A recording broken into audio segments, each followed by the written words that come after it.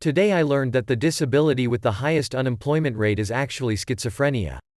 At 70 to 90%. I have schizophrenic patients who do great on medications, but the problem is that most of the medications make you super drowsy. It's hard to be employed when you're constantly tired and could fall asleep any minute. It doesn't help that memory and concentration are also negatively affected.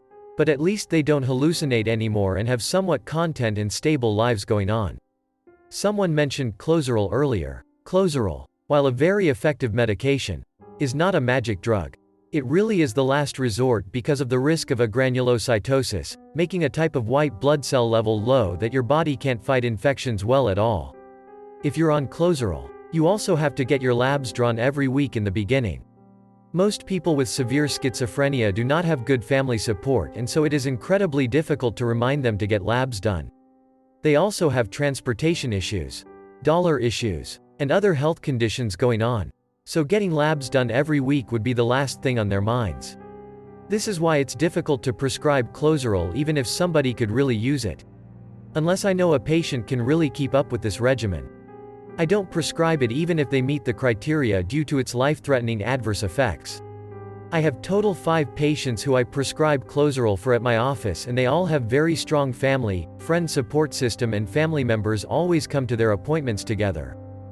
I've seen exactly 1 patient on Clozaril in my 12 years of experience in pharmacy. That patient, like you said, has excellent family support. Unfortunately, that patient also has severe symptoms and basically is non-functional without it. I remember my grandma holding up a knife to my friend because she thought his dad was an FBI agent and stole her purse.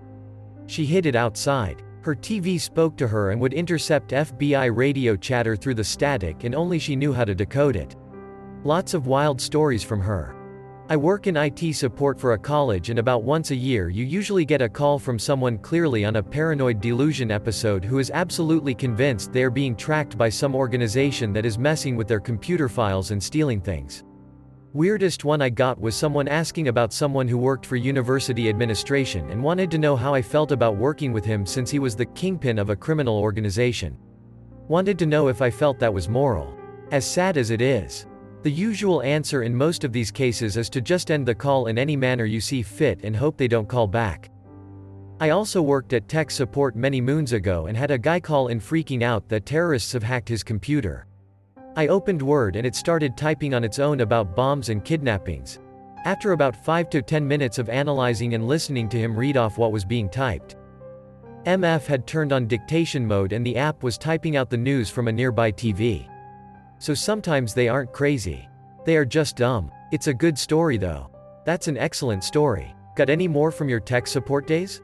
Any stories from coworkers? I sure do. Worked there for a few years, so seen all the standard odd calls people talk about, such as old ladies that keep you on the phone for an hour, to the death threat callers that call 20 times a day.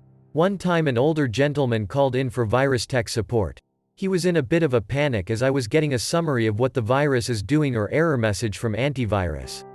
He just shouts, "Britney Spears is dancing around on the computer taking her clothes off." It was a virtual stripper program he had installed and didn't know enough about computers to uninstall. I, however, being cheeky, responded with, "I don't see where the problem is," and he took the joke well, saying, "It's not a problem yet. But will be when the wife gets home." I quickly fixed his issue and he was quite happy. Unfortunately, he did the follow-up survey asking about the service, which then makes it a call to be listened to, and I was reprimanded. A guy my dad was friends with was very smart. An electrical engineer. He started slipping at work and having difficulty, and after a couple years was finally diagnosed with schizophrenia. It took a while to get it under control, but with his degree and experience no one would hire him. He eventually landed as a job as a pizza delivery person. This was before the days of GPS. He could look at a map and memorize all the streets and houses, so he was a great delivery driver. Eventually the meds stopped working and he took his life some time ago. Sad all around. I scrolled through the schizophrenia sub one night and it was just heartbreaking. Having your mind work against you must be agonizing.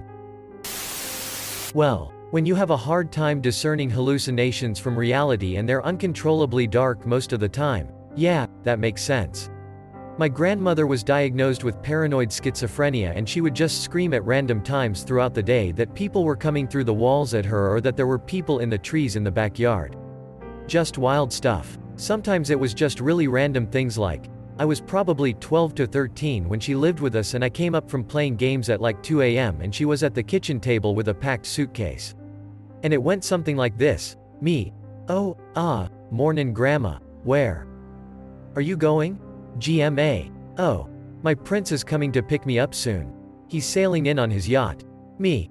Gram. We live in Nebraska. How is he sailing here? GMA. Don't be silly. I love you. I'll see you in a while.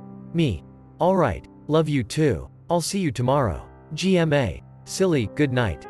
This is bringing back memories of my childhood. My grandma would make up dark stories of how she witnessed a murder by the government and now they are after her. She would hide out in the basement for days and come into my room really early in the morning to see if I've noticed anything strange like vans outside or guys in suits walking down the sidewalk.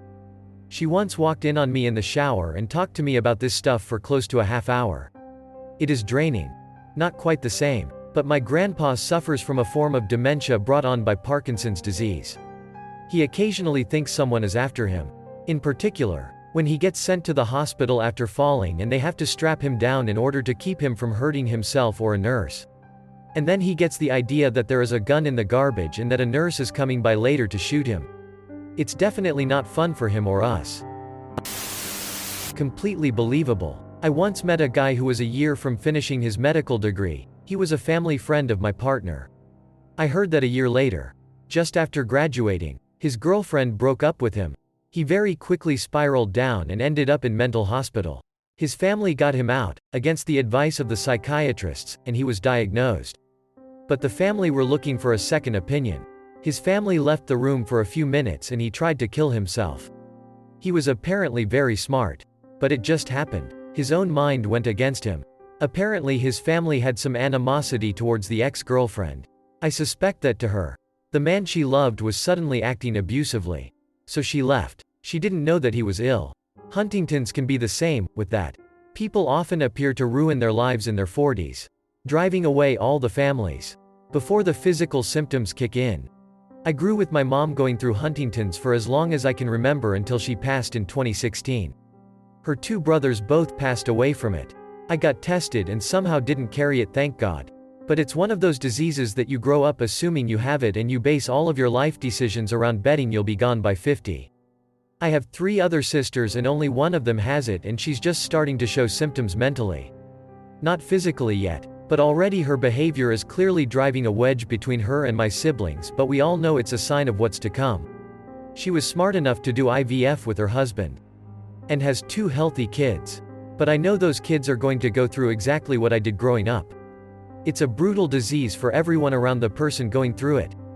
Not just the carrier. No one wants to help their parents eat and use the restroom when they're a full-grown adult, let alone still a kid. My best friend was a plastic surgery nurse making great money. Very smart. One of the most creatively talented people I ever met. Schizoaffective. I believe it would have eventually turned into a full schizophrenia diagnosis, made it so she could not work. Could not live alone. Made her think she could survive only eating air. And made her think her parents were poisoning her food and abusing her, they were not. Closing parenthesis. Among many other delusions, she thought Coda from Fern Gully was her soulmate and that she also had an antenna in her brain. Most of her trips to inpatient were because she was found running around barefoot in the snow. Nurse and respected portrait artist with some mood swing issues but otherwise functional to thinking Robin Williams spoke to her from space in the span of a few years. Her kindness never went away though. Disability, which she wasn't even capable of applying for. Her parents had to do it for her, got denied twice. Even with her parents having full guardianship over her, 29Y. Oh, she killed herself before they could try again. Schizoaffective disorder is already full schizophrenia. It is characterized by symptoms of schizophrenia combined with symptoms of a mood disorder. Like major depressive disorder or bipolar disorder. My brother has schizophrenia. He was estranged for years and then came to live with my parents for a while in his early 40s. And got on medication, was hospitalized several times, etc. That was when he was diagnosed. The signs of his hallucinations and grandiose delusional thinking were present for many years prior to that, but I think we were a bit in denial. At least I was. I recall in the mid-aughts he mentioned he could fix iPods with his mind. This has been a running joke in my family. Some joke though. Then, he saved for a car and just got up and left a few years ago and does not want to be found. We don't know where he is. Every year or so he will be in touch and give us a clue. I am near a famous spike. Does he mean the golden spike of a railroad? Like in Utah? Does he mean Spike Lee? We know he was in Ventura, California at one point. I have the weather of Ventura, California next to my local weather on my phone so I can pretend I know what it's like where he is right now. He is a missing person but does not consider himself one, as believes he is protecting his family by being transient the way that he is. He has 3 children that he claims he communicates with telepathically. He made a deal with the devil not to have more than 2 kids, and I believe that is one of his greatest delusions which keeps him as a drifter. I miss him, but he will never be the brother I wanted or needed. He straight up cannot be. It's a strange type of grief because it is so prolonged. We don't know if he is alive or dead and may never know. Schrodinger's brother. Sounds like his heart was in the right place. I had to leave my family for a while when the voices started. But I didn't tell them I heard voices. So they had no idea what was going on. I thought it would stop. So I went home for a while. To my parents. They didn't. So I got the help and support I needed to join my family again though. Work is another thing. But I'm almost there. You're right. His heart was in the right place. It's so far beyond blame at this point. He truly is not a bad person. That said, I am so happy to hear you got the support you needed to rejoin your family. Interesting fact. The incidence of schizophrenia is relatively the same in all cultures, including primitive cultures. The major difference between cultures is what the voices they hear sound like and what they tell them to do. In some cultures they are seen as evil and scary, giving negative messages, and in others they're seen as comforting and friendly. Exceptions obviously exist in every culture, but you can see definite trends. I just want to say that this thread revealed a massive bias in my own mind that I have about schizophrenia. And I appreciate the perspectives that will hopefully help me be more empathetic going forward. My college buddy, who is one of the smartest people I've ever met, got diagnosed a few years back after having delusions of grandeur where he thought he was communicating with God. So instead of using his math and engineering degrees to change the world, he lives on disability and struggles every day. It's heartbreaking. Fuck schizophrenia. I want my friend back. Once, I was beaten by the police. I requested a hospital visit as I was bleeding from my ears and mouth, plus my left arm had taken multiple karate chops from the cop beating me. Upon receiving an on-site psych eval, which I cleared, I was moved to the hospital to treat my injuries. Upon arriving, they drew 5 ounces of blood. Then I was interviewed by a psychologist who admitted me under Form 1 of the Canadian Mental Health Act. He claimed he believed I may have been a danger to myself or others, with a nearly broken arm, clotting brow, and blood down both sides of my neck. I was kept in the psych ward, unable to communicate with anyone. Lawyers would hang up on me. Or worse, try to get names of other people involved. The psychiatrist ghosted me for the 24 hours the Form 1 covered. Then passed my case off to another psychiatrist in the facility. When that new doctor arrived, he took me off Form 1 and immediately onto Form 3, a forced detention form that now also released my ability to make medical decisions for myself.